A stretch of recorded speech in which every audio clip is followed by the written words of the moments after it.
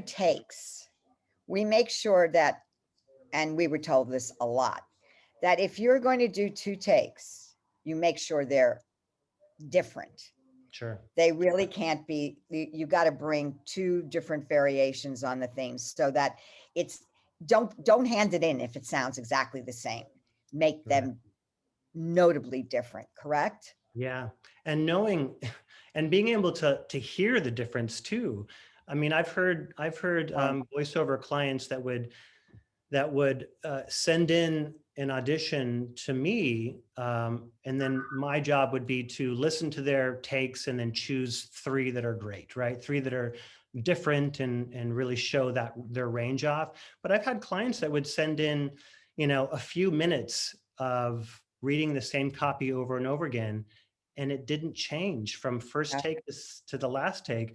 no, And we'd try to work with them to try to stretch that range and and show them how, you gotta, honestly, I feel like that some of those clients didn't listen to what they recorded.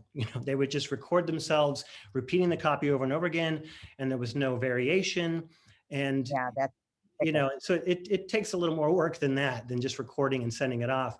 But you got to listen back, and then you've got to be able to hear what the differences between your takes. If you're not doing something different, then go back to square one and try it again. A lot of it is, I mean, there's a lot of little tricks and stuff, but like, just pitch. Which you'll teach.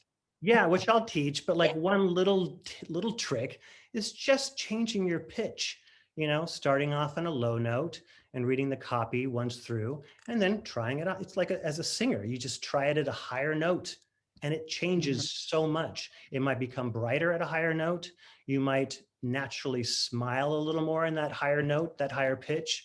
But yeah, it's just being able to hear your, understand your own voice, and Yes. being able to switch it up on a dime too. And a lot of it goes with, I mean, that sort of applies to callbacks too. When you've Yes. when you're lucky enough to land a callback, an in-person Good. callback with a producer or casting director, because you did a great read, you should prepare to attend to go to that callback and turn on a dime, because they're gonna, the casting director is gonna want to hear that you're able to reproduce, redeliver what you did in your audition, that you can sustain Right. that, whatever it is. And they're going to throw something new at you, probably. They're going to switch it up Yes. completely, you know what I mean?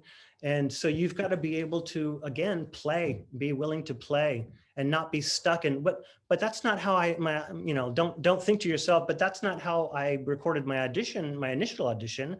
Why would you want something different? Like, of course they're going to want something different, because they want to know that you have range in case they need to switch it up, later on in the booth. So yeah.